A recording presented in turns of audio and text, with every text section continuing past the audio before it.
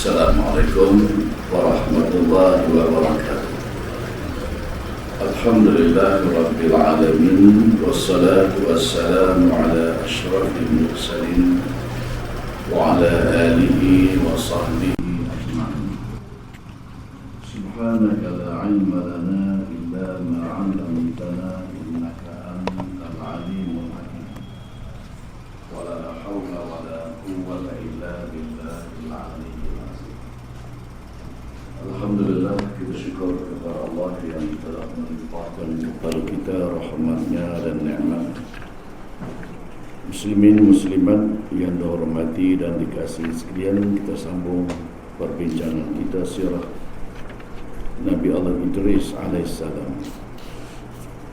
Kita belum selesai lagi sirah Nabi Idris alaihissalam, dan kita mengambil pengajaran daripada sirah Nabi Idris. Di antara pengajarannya yang kelimanya ialah berhijrah. Nabi Idris dia berhijrah, dan nabi-nabi lain pun juga berhijrah daripada satu tempat ke satu tempat. Nabi Idris alaihissalam bersama-sama pengikutnya berhijrah hingga sampai ke Mesir. Nabi ini memang antara perjuangannya ialah menyampaikan kepada manusia ini ajaran yang boleh menyelamatkan diri daripada azab Allah Subhanahu wa taala.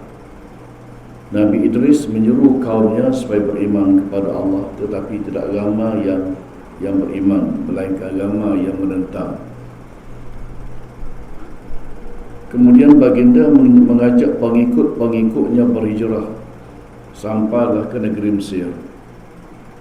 Dalam dakwah dan perjuangan menegakkan kebenaran kadang-kadang perlu berhijrah sebagai strategi untuk meraih kemenangan ataupun kejayaan. Di setempat ini banyak halangan dan banyak ujian daripada orang yang menentang. Sebab itulah nabi-nabi dan rasul-rasul berhijrah. Nabi Muhammad juga berhijrah, nabi-nabi yang terdahulu juga berhijrah, Nabi Idris juga berhijrah, berpindah daripada satu tempat ke satu tempat yang lain. Rasulullah sallallahu alaihi wasallam juga berhijrah ke Madinah, meninggalkan Mekah, bumi tempat kelahirannya. Tak ada orang yang tak sayang kepada tanah kelahiran, kampung tempat kita dilahirkan. Sayang kita nak tinggal, tapi orang kata kena tinggal Bukit Tobing ni, kena berhijrah ke tempat yang lain untuk mendapatkan sumber rezeki yang lebih baik ataupun untuk mendapat ilmu yang lebih baik. Maka hijrah itu merupakan antara yang penting. Begitulah Nabi Muhammad sallallahu alaihi wasallam dan para sahabat yang lain berhijrah meninggalkan tanah kelahiran baginda, bumi Mekah, berhijrah ke Madinah. Akhirnya menegakkan kerajaan Islam Madinah. Dengan berhijrah itu Rasulullah sallallahu alaihi wasallam berjaya mengembangkan dakwah dan menegakkan negara Islam Madinah. Jadi Islam ini berkembang bila adanya hijrah. Bila tak berhijrah, kurang berkembangnya Islam ini. Nabi telah menegakkan kerajaan Islam Madinah. Negara itu menjadi penggalan untuk melebarkan sayap Islam ke seluruh semenanjung tanah Arab. Jadi dengan berhijrahnya Nabi ke Madinah, Nabi dapat perluaskan lagi dakwah, menyampaikan dakwah ke seluruh semenanjung tanah Arab. Bukan setakat semenanjung tanah Arab, malah di luar semenanjung tanah Arab. Nabi dapat menyampaikan Islam itu. Setelah Rasulullah sallallahu alaihi wasallam bertapak di Madinah, baginda menggerakkan dakwah secara lebih meluas dengan menghantar surat kepada pemimpin-pemimpin negara di semenanjung tanah Arab dan di luar semenanjung tanah Arab, mengajak mereka beriman kepada Allah.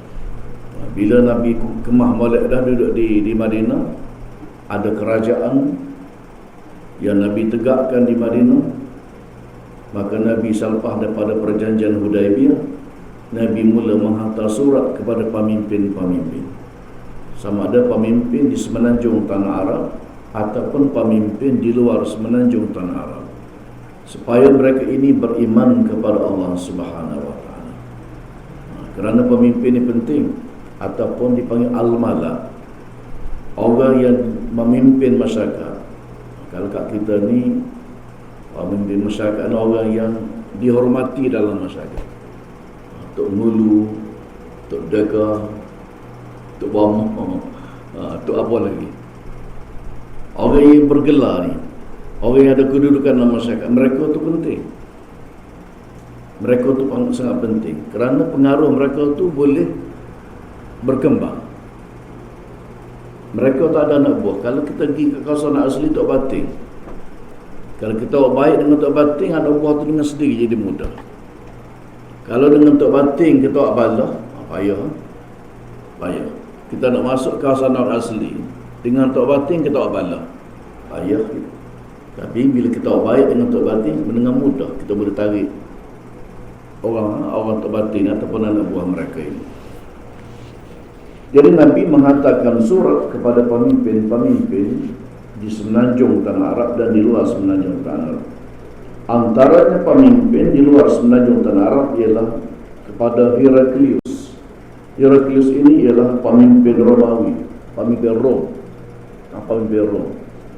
Pemimpin besar pada masa itu. Ebrois, pemimpin Parsi, Raja Parsi. Pada masa dulu Parsi dengan Rom ni dia merupakan kuasa besar. Kalau ni Rusia dengan Amerika, dulu Parsi dengan Rom. Sekali menang Rom, sekali menang Parsi, sekali menang Rom, sekali menang Parsi. Dia perang, dia bala. Nabi menghantar suratkan kepada Ebrois, Raja Parsi, Najashi Asyama, Raja ataupun pemimpin Habsyah, negeri orang kulit hitam di Afrika, dan Makaukis, Raja negeri Mesir.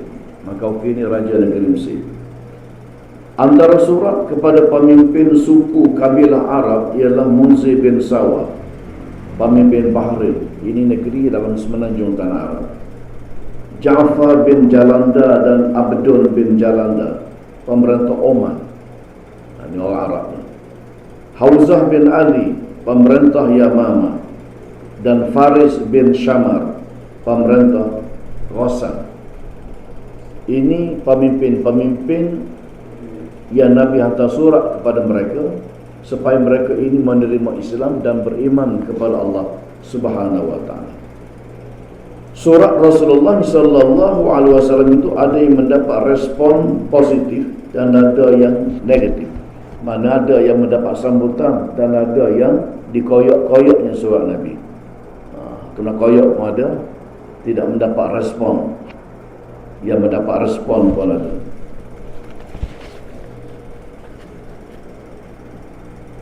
Kaisar itu Raja Heraklius, Raja Najashi dan Makaukis menyambut surat Rasulullah dengan baik dan menjawab dengan baik. Bila utusan Rasulullah bawa surat kepada mereka, mereka sambut dengan baik, tak main kasar, dan mereka pun jawab pun dengan baik, dengan berlalu jawab, walaupun mereka tidak Islam. Kemudian Raja Parsi pula, Ebrois, koyak surat Nabi, koyak depan utusan Nabi, dia koyak perang surat Nabi dia koyak. Jadi dia nampak sangat. Manakala ketua suku Arab seperti Munzir bin Sawa, Ja'far bin Jalanda dan Abdul bin Jalanda, mereka ini menerima seruan Islam, masuk Islam lepas pada itu. Pemimpin-pemimpin itu masuk Islam lepas pada itu, setelah mereka terima surat Nabi dan baca surat Nabi. Jelas bahawa hijrah membuahkan hasil yang positif dari segi dakwah dan perkembangan ajaran Islam. Jelas maknanya bila ada dakwah, bila adanya hijrah, berpindah, ada kesan yang baik dari segi dakwah. Selepas itu Islam terus membuka sayapnya keluar semenanjung tanah Arab dengan baik. Lepas pada itu Islam berkembang di luar semenanjung tanah Arab, malah masuk ke negeri India, sampai ke Sind, India, pergi ke negeri China.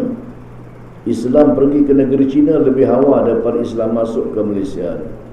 Kita biasa kita ni awal dah terima Islam orang Melayu ni, dah orang Cina lebih awal lagi.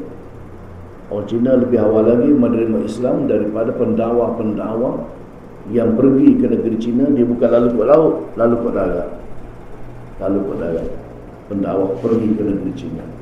Begitulah juga ke negara-negara yang lain. Mekah yang ditinggalkan itu dapat dimasuki semula setelah tegaknya kerajaan Islam Madinah. Mekah ni ialah negeri tumpah darah Rasulullah. Lepas berhijrah ke Madinah, dapat kembali semula membuka Mekah. Dan orang Mekah duyur-duyur memeluk Islam lepas pada itu. Manakala berhala yang ada di sekitar Kaabah, ada 360 buah berhala. Nabi suruh pecah berhala-berhala yang ada di sekitar Kaabah. Sebab orang jahiliah ni, mereka pun tawaf juga, ikut ajaran Nabi Ibrahim AS, tawaf. Tapi tawaf gitu lah, tawaf dalam keadaan tidak beragama. Orang lelaki atau puan telanjang bogeh, tawaf Baitullah tu dalam keadaan telanjang bogeh, tak ada rasa aib, tak ada rasa malu. Itu masyarakat jahiliah yang duduk di Mekah pada waktu itu. Mekah yang ditinggalkan itu dapat dimasuki semula setelah tegaknya kerajaan Islam Madinah.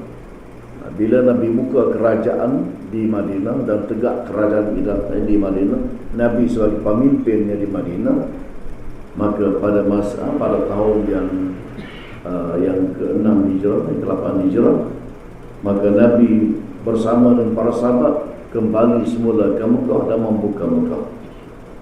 Dengan berpengkalan di Madinah, Rasulullah mengatur strategi menaklukki Mekah tanpa menumpahkan darah walaupun sedikit. Tak berlaku pertempuran, sikitnya berlaku sikit peperangan. Kalau berlawan je, ada jenis-jenis kapal ni dia berlawan sikit. Nabi memerintahkan sahabat supaya masuk dengan baik. Jangan bunuh orang tua, jangan bunuh kanak-kanak, jangan bunuh perempuan. Ketika memasuki Mekah, baginda mengumumkan pengampunan dan menjamin keamanan kepada semua penduduk Mekah sehingga tidak berlaku pertumpahan darah. Orang Mekah ni, waktu zaman Nabi berada di Mekah bersama dengan para sahabat, ramai lah yang kena bunuh. Orang Islam yang kena bunuh, yang kena dera, yang kena seksa sangat ramai. Yang disulur punggungnya daripada kayu, dengan kayu daripada punggung sampai ke mulut, macam Sumayyah umpamanya. Itu di antara bagaimana contoh orang yang berada di Madinah didera, diseksa dan dihukum dengan hukuman berat kerana masuk Islam, mengikut Nabi Muhammad SAW. Tetapi bila Nabi masuk semula ke Mekah, Nabi mengampunkan orang Mekah. Nabi tidak buat apa-apa kepada mereka. Nabi tidak balas dendam kepada orang Mekah yang sangat zalim dan sangat jahat itu. Rasulullah SAW melarang tenteranya menggunakan senjata dan merampas harta benda penduduk. Nabi kata jangan guna senjata ketika masuk ke dalam Mekah ini, dan jangan membunuh, merampas harta benda penduduk-penduduk. Nabi memberi peringatan kepada para sahabat, pengikut-pengikut baginda ketika memasuki Mekah. Baginda juga membuat pengumuman sesiapa yang mahu selamat adalah memasuki rumah Abu Sufyan, pemimpin Mekah yang sangat dihormati. Abu Sufyan ni ialah pemimpin Mekah yang paling kerah sikapnya kepada Rasulullah, paling kerah sikapnya kepada Rasulullah. Tetapi ketika masuk Mekah, Nabi kata masuk rumah Abu Sufyan. Ini strategi Nabi. Bagaimana Nabi menghormati Abu Sufyan sebagai pemimpin dalam masyarakat Mekah, kerana dengan menghormati pemimpin dengan mudah untuk menawan hati orang yang dipimpin. Pengumuman itu memancarkan strategi dakwah dan politik Rasulullah yang sangat tinggi. Pandangan Rasul ni pandangan yang jauh, politik Nabi politik yang sangat tinggi. Bagaimana Nabi mengambil peluang untuk menjaga hati pemimpin-pemimpin Mekah pada waktu itu. Abu Sufyan mengumumkan dirinya masuk Islam dan diikuti oleh penduduk Mekah yang lain. Berbondong-bondong lepas pada itu orang Mekah yang selama ini menentang Islam masuk Islam. Bila Abu Sufyan masuk Islam, orang lain pun jadi mudah. Jadi mudah.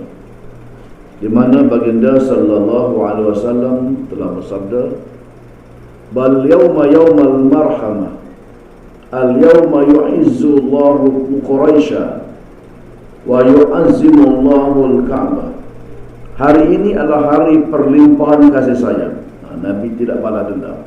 Nabi kata hari ini hari kasih sayang. Hari ini Allah memuliakan kaum Quraisy. Nabi kata hari ini Allah memuliakan kaum Quraisy. Hari ini Allah mengagungkan Ka'bah. Itu perkataan Nabi ketika masuk Mekah. Dengan jatuhnya Mekah ke tangan tentera muslimin, maka bermulalah era cahaya kebenaran dan hancurlah kebatilan di bumi Mekah. Bila Islam masuk ke Mekah, maka kebatilan hancur dan kebenaran dapat ditegakkan. Cahaya Islam memancar di bumi Mekah dan syirik hancur dengan dipecahnya 360 berhala yang ada di sekeliling Kaabah pada waktu itu. Rasulullah SAW memerintahkan sahabat membuang gambar-gambar batil yang bergantungan di dinding Kaabah dan menghancurkan sebanyak 360 berhala yang terdapat di sekitar Kaabah. Jadi gambar-gambar tak pakar ni banyaklah bergantung di dinding Kaabah. Gambar tak pakar, macam-macam gambar digantung pada dinding Kaabah. Masyarakat Mekah yang jahiliah ni, sebagaimana juga berhala ada 360 buah berhala. Nabi kata buang semua sekali. Gambar-gambar tak pakar ni buang semua sekali, dan berhala hendaklah dipecahkan. Nabi sallallahu alaihi wasallam memerintahkan kepada para sahabat. Rasulullah sallallahu alaihi wasallam menolak berhala tersebut dengan busur panahnya. Nabi tolak berhala itu dengan busur panah dia, dengan busur panah. Lalu baginda berkata, "Qul ja'al haqq wa zahaqal batil, innal batila kana zahuqa. Wa ma yubadi'ul batil wa ma yu'id." Katakanlah, telah datang kebenaran dan telah hancur kebatilan. Sesungguhnya kebatilan itu pasti hancur. Kebatilan itu dapat muncul tetapi pasti hancur, tidak akan kembali lagi. Maknanya dalam kehidupan kita datang muka bumi ini berlaku pertarungan antara kebenaran dengan kebatilan. Itulah yang berlaku sepanjang zaman. Sejak zaman-zaman dulu lagi ke zaman kita ni, satu pihak berada di pihak yang benar, satu golongan berada di pihak yang tak betul.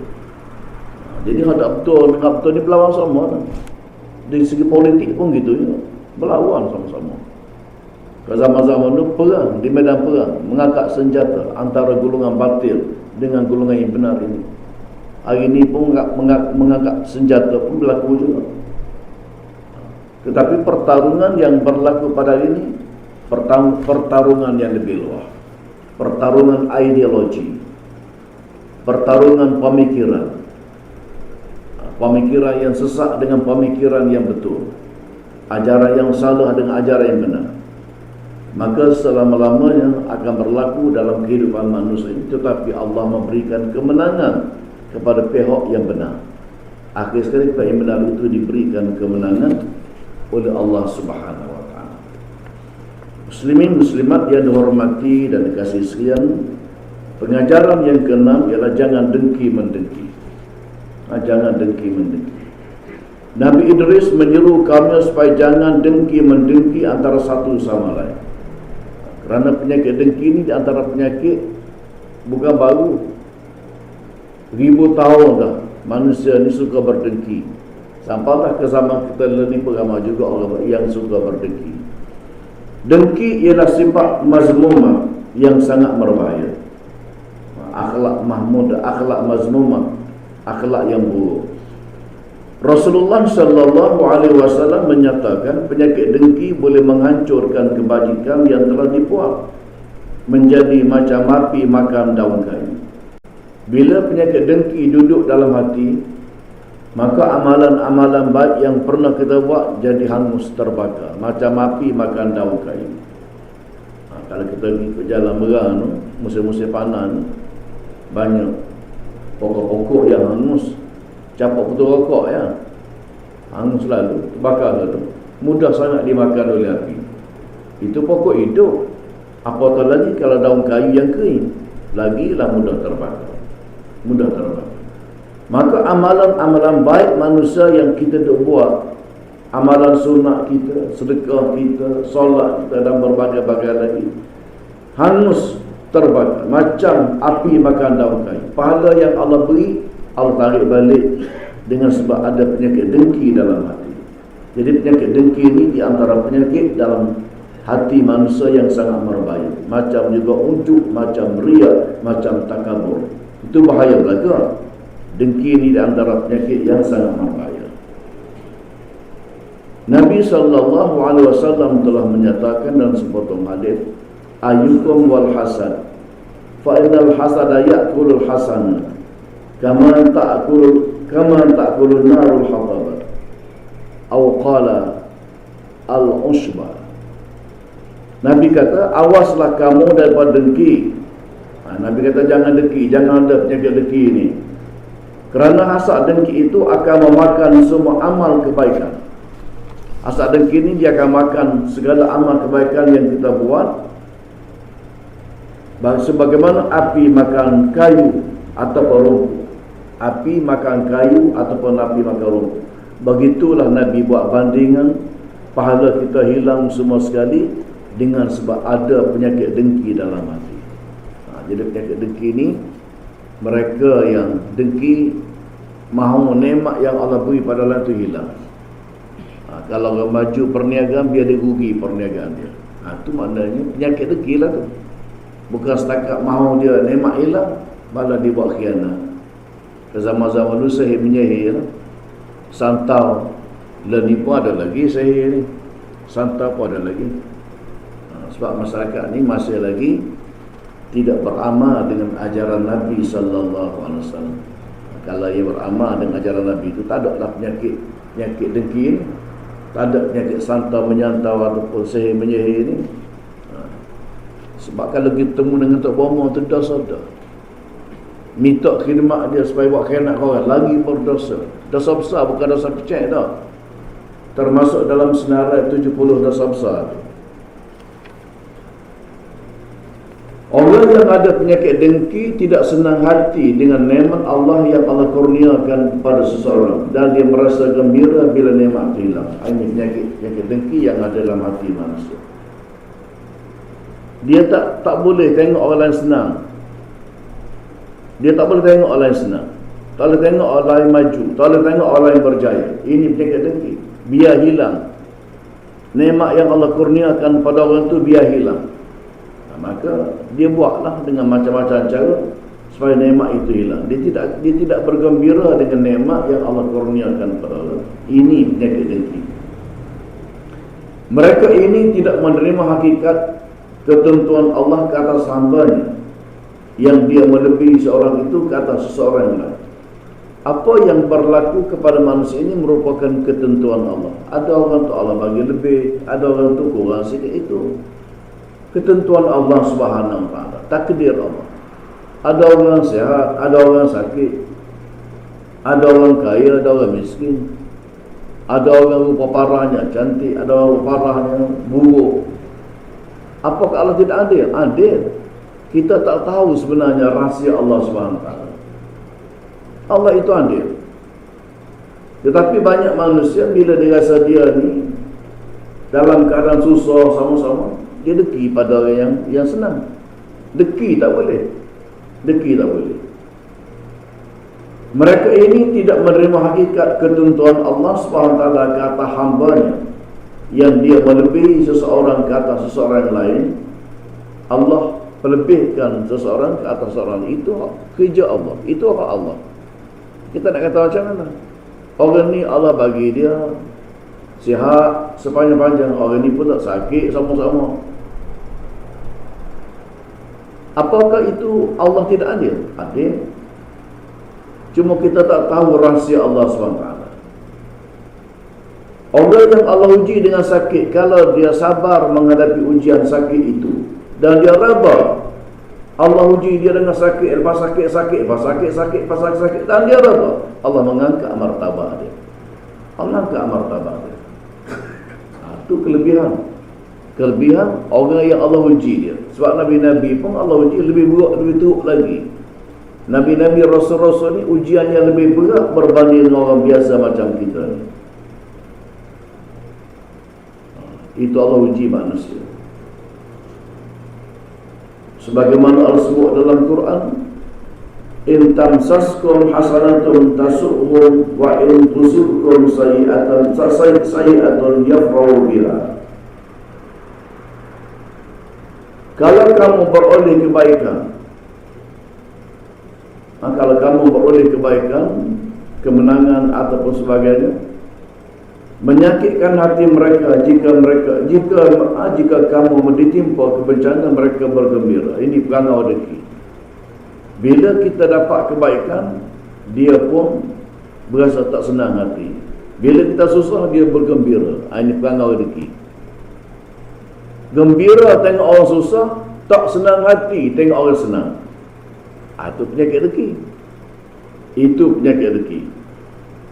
Islam melarang dengki sesama Islam. Kita tak boleh ada sifat dengki kepada sesama Islam. Tetapi tidak melarang dengki kepada seseorang yang durhaka kepada Allah SWT, kerana mereka itu menggunakan nikmat Allah untuk membuat maksiat dan melakukan kerosakan di atas muka bumi. Sama Islam tak boleh kita dengki. Tak boleh kita dengki kepada sama Islam. Islam juga tidak melarang dengki dalam perkara untuk membuat kebaikan. Dalam perkara buat kebaikan tak apa. Umpamanya orang rajin belajar, umpamanya mana-mana ada majlis ilmu dengki, kita tak apa. Nak buat macam dengki macam tu dan ikut buat macam dia juga, ada apa. Dengki dalam perkara kebaikan. Orang melakukan kebaikan, kita pun nak buat kebaikan juga. Orang suka bersedekah, kita pun suka bersedekah juga. Nabi kata tiada hasad, tiada dengki, melainkan dalam dua perkara. Nabi kata seseorang yang dikurniakan Allah harta yang banyak, lalu dia menaburkan harta itu dalam perkara-perkara yang hak dan benar. Orang yang Allah beri harta banyak dan dia belanjakan hartanya pada jalan yang benar. Jadi kalau nak buat macam dia, tak apa. Nak tiru macam dia, maknanya suka menginfakkan harta pada jalan Allah. Itu sehingga hartanya habis, dia belanjakan hartanya pada jalan Allah sampai habis. Maka kita boleh tiru orang macam tu. Kita boleh tiru orang yang suka membelanjakan harta pada jalan Allah. Nabi kata tak apa. Dan seseorang yang dikurniakan Allah dengan ilmu, orang yang diberikan ilmu, orang alim, lalu dia mengamalkan ilmu itu serta mengajarkan juga pada orang lain. Kita nak jadi macam dia juga. Orang alim yang mengajar manusia, yang mengajar manusia dan beramal dengan ilmunya. Kita nak jadi macam dia, boleh. Malah kita nak jadi lebih baik pada dia lagi baik. Dia orang alim, banyak ilmu dan dia beramal dengan ilmu dia. Kita nak jadi lebih pada dia, tak apa. Itu merupakan perkara-perkara yang dituntut dalam agama ini, iaitu kita boleh mengambil pengajaran daripada kebaikan dan kita tidak dengki kepada seorang itu dengan tujuan menjatuhkan dia ataupun menyusahkan dia. Muslimin muslimat yang dihormati sekalian, pengajaran yang ketujuh daripada sirah Nabi Idris AS ini ialah mensyukuri nikmat Allah. Nabi Idris banyak bersyukur kepada Allah Subhanahu Wa Taala. Nabi lain pun gitu juga. Nabi Idris banyak bersyukur di atas nikmat Allah. Orang yang soleh sentiasa bersyukur kepada Allah kerana mereka merasa terhutang budi dengan Allah yang sangat banyak memberi nikmat. Allah ni banyak beri nikmat kepada kita. Kalau kita nak bilang tak mampu, kita nak bilang nikmat Allah. Tak mampu. Nikmatnya banyak sangat Allah beri pada kita dalam kehidupan kita di atas muka bumi. Maka nikmat Allah itu perlu kita bersyukur. Kita syukur nikmat Allah Subhanahu wa taala. Nikmat sebiji mata yang diberikan Allah kepada kita tak boleh kita nilai dengan RM1. Allah bagi sebiji mata. Allah bagi sebiji mata kepada kita. Apatah lagi kedua belah. Ini merupakan nikmat yang tidak ada tolak banding. Bagaimana kalau nikmat itu hilang? Orang daripada awal lagi mata tak nampak, maka dia tak terasa, tak rasa. Orang yang pernah nampak, matanya nampak, tiba-tiba hilang, penglihatan hilang. Ada seorang bekas pelajar saya, dia lepas keluar daripada maktab boleh mengajar di Sabah. Duduk di Sabah 20 tahun lebih, berkhidmat Sabah, tak boleh balik sebenarnya. Sampai berkahwin pun di Sabah. Akhir sekali kena satu jenis penyakit sarah mata lah, dia sarah mata. Hingga mata ni tak nampak benda lah, tak nampak benda. Dia bertemu dengan Profesor Dr. Muhaya kat Kuala Lumpur, pakar bagai mata. Dr. Muhaya kata, berat lah, mana penyakit dia berat. Kalau ikut kata doktor-doktor pakar yang lain, tak ada ubat dah. Dr. Muhaya kata, bukan tak ada ubat. Sebab setiap penyakit yang Allah beritahu ada ubat dia. Cuma manusia tak temu cari ubat. Jadi mata dia tu tak nampak. Tak nampak mata dia. Seorang ustazah, bekas pelajar saya dulu, yang Allah tarik nikmat. Tapi dia orang baik lah. Dia orang baik. Dia sentiasa melakukan kebaikan. Tak rayaknya nikmat Allah atas biji mata pun tak ternilai. Tak kira lagi nikmat Allah di atas perkara-perkara yang lain. Di atas deria yang Allah beri pada kita, kita boleh merasa pahit, manis, masam pedas. Bagaimana kalau tarik nikmat itu? Macam COVID-19. COVID-19 ni hilang deria. Tak bawa apa. Tak bawa apa itu. Lidah tak terasa apa. Itu COVID-19 ni. Bagaimana perasaan kita? Orang kena COVID tahu kan? Orang kena COVID-19 ni. Makan apa pun tak rasa apa. Tak rasa dah. Hak teruk. Bau pun tak. Allah tarik. Tapi sekejap ialah COVID-19 ni. Lepas tu dia bau balik. Lepas tu dia rasa balik diri dia. Nak royaknya nikmat Allah Subhanahu Wa Taala kita nak bayar walaupun RM1 juta, tak padan. Tak padan. Maka nikmat itu hendaklah kita syukur kepada Allah Subhanahu Wa Taala. Dan inilah yang diajar oleh Nabi Idris kepada kaum dia. Hendaklah kamu bersyukur di atas nikmat Allah Subhanahu Wa Taala. Sebaliknya jika mata digunakan untuk melihat maksiat berarti mengkufuri nikmat Allah. Mata sepatutnya tak tengok maksiat, tiba-tiba mata tengok maksiat, artinya orang itu mengkufuri nikmat Allah. Allah bagi tubuh badan yang sihat, kaki, tangan, seluruh anggota sihat, tak ada apa, tidak ada kecacatan, tiba-tiba tidak salat. Tak salat, orang itu telah mengkufuri nikmat Allah Subhanahu Wa Taala. Begitulah juga dengan anggota-anggota yang lain. Orang yang bersyukur, Allah akan menambahkan lagi nikmat kepadanya. Orang yang bersyukur dengan nikmat Allah, Allah akan tambah lagi nikmat. Percayalah. Bila kita sihat, kita syukur, maka Allah akan tambah lagi nikmat. Bila kita tidak bersyukur, Allah menimpakan azab kepada mereka yang tidak bersyukur. Dapat anak, dapat cucu, kita syukur. Dapat rezeki, kita syukur. Dapat nikmat-nikmat yang lain, kita syukur. Allah akan tambahkan lagi nikmat. Wa idh ta'adzana rabbukum la in syakartum la azidannakum wa la in kafartum inna azabi lasyadid. Dan ingatlah ketika Tuhan kamu memberitahu, Demi sesungguhnya jika kamu bersyukur, nescaya aku akan tambah kepada kamu nikmat aku kepada kamu. Ini Allah kata, jika kamu bersyukur dia kepada aku akan tambah lagi nikmat aku kepada kamu. Allah yang berkata. Dan demi sesungguhnya jika kamu kufur engkar, buat maksiat, sesungguhnya azabku amatlah keras. Azab Allah ni amatlah keras kepada mereka yang tidak mensyukuri nikmat Allah Subhanahu wa taala. Kedudukan orang yang bersyukur sangat tinggi di dalam Islam, sehingga dirangkaikan dengan orang yang berzikir. Orang yang bersyukur pada Allah ini tinggi martabat mereka dalam Islam, sehingga dikaitkan dengan orang yang sentiasa berzikir mengingati Allah Subhanahu wa taala. Fadhkuruni azkurkum washkuruli wala takfurun.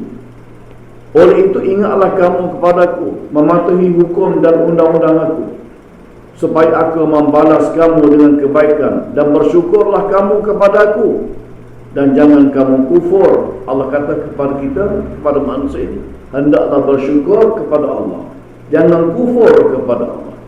Berterima kasih kepada Allah SWT, jangan tidak reti berterima kasih kepada Allah. Kepada manusia pun kita kena terima kasih. Orang beri sesuatu perkara kepada kita senyap, dah ucap terima kasih, dah betul. Kepada manusia pun kita kena ucap terima kasih. Apatah lagi kepada Allah Subhanahu wa taala yang sangat banyak nikmat Dia berikan kepada kita. Sudah tentulah kita berterima kasih kepada Allah. Tanda orang yang bersyukur ialah sentiasa menunaikan perintah ini. Tanda orang bersyukur, Allah suruh dia buat, Allah larang dia tinggal. Itu tanda orang bersyukur. Setiap perbuatannya diiringi dengan memuji Allah. Dia puji Allah, dia makan, dia puji Allah. Allah bagi nikmat, dia puji. Wa qul alhamdulillah, dan katalah segala puji tertentu bagi Allah. Lepas makan, alhamdulillahillazi at'amana wa saqana wa ja'alana minal muslimin. Bang lepas tidur pun ada puji, alhamdulillahi ahyana ba'dama amatana wa ilaihin nusyur. Maknanya dia syukur. Setiap nikmat yang Allah beri, setiap kebaikan yang Allah beri, dia sentiasa iringi dengan kata-kata syukur kepada Allah Subhanahu wa taala. Rasulullah sallallahu alaihi wasallam menyatakan, setiap urusan yang tidak disertai dengan menyebut alhamdulillah, maka terputus daripada berkat dan rahmat Allah. Bila Allah berikan sesuatu kepada kita, beri nikmat kepada kita, kita tak sebut alhamdulillah. Allah bagi nikmat, kita dah sebut alhamdulillah. Nikmat badan sihat, nikmat dapat cucu, nikmat dapat anak, misal kata, kita tak sebut alhamdulillah, maka Nabi kata dia terputus daripada berkat dan rahmat Allah. Tak ada berkat, tak ada rahmat orang yang tidak menyebut dengan kalimah alhamdulillah. Dapat cucu tak ada alhamdulillah, dapat rezeki tidak ada alhamdulillah, maka mereka ini terputus daripada rahmat Allah dan nikmat Allah Subhanahu wa taala, berkat Allah. Allah Subhanahu wa taala puas bila seorang hamba itu makan dan minum dengan menyebut alhamdulillah. Bila makan sebut alhamdulillah, bila minum sebut alhamdulillah, maka Allah sangat gembira kepada hambanya yang sentiasa menyebut alhamdulillah di atas segala nikmat yang diberikan oleh Allah Subhanahu wa taala. Dan Nabi menyatakan juga orang yang memakan makanan serta bersyukur diberikan pahala. Allah berikan pahala kepada mereka yang bersyukur di atas nikmat yang diberikan oleh Allah Subhanahu wa taala. Dalam hadis tersebut, dalam hadis yang disebutkan oleh Rasulullah, mereka yang bersyukur dengan dan juga bersabar, maka mereka itu diangkat kedudukan mereka di sisi Allah Subhanahu wa taala. Sebenarnya kedua sifat mahmudah itu, syukur dan sabar, tidak boleh diasingkan. Dia berekeh, dia berkait. Bersyukur dan bersabar ini, bersabar di atas kesusahan, bersabar di atas penderitaan, bersabar di atas kesakitan, kemiskinan dan lain, ia merupakan ujian Allah. Itu merupakan nikmat juga. Allah uji ni pun nikmat juga, supaya kita bersyukur. Bila bersyukur, Allah angkat martabat. Imam Al-Ghazali menyatakan, pahala menanggung penderitaan adalah lebih besar daripada penderitaan itu sendiri, kerana penderitaan di dunia ini adalah sebagai jalan menuju kebahagiaan di akhirat. Allah uji dengan sakit di atas muka bumi, dan dia sabar. Dia syukur kerana aku sakit ni, orang lain berat lagi. Aku sakit sikit, orang lain berat lagi. Maka dia syukur di atas sakitnya yang tak seberapa berbanding dengan orang lain. Orang macam ni, kata Imam Ghazali, akan mendapat nikmat dan juga mendapat kebahagiaan di negeri akhirat. Innama yuwaffas sabiruna ajrahum bighairi hisab. Sesungguhnya orang-orang yang bersabar sajalah yang akan disempurnakan pahala mereka yang tidak terkira. Orang sabar di atas ujian Allah, di atas muka bumi ini, Allah uji dia dengan susah, dengan sakit, dengan berbagai-bagai ujian, dan dia sabar. Dia syukur kepada Allah Subhanahu Wa Taala. Maka mereka ini diberikan kepadanya pahala yang tak boleh dibilang. Pahala yang banyak diberikan oleh Allah Subhanahu Wa Taala. Jadi muslimin muslimat, itu ada sebahagian daripada pengajaran yang boleh kita ambil daripada sirah Nabi Allah Idris alaihissalam, yang mengajar kepada kaumnya supaya bersyukur kepada Allah.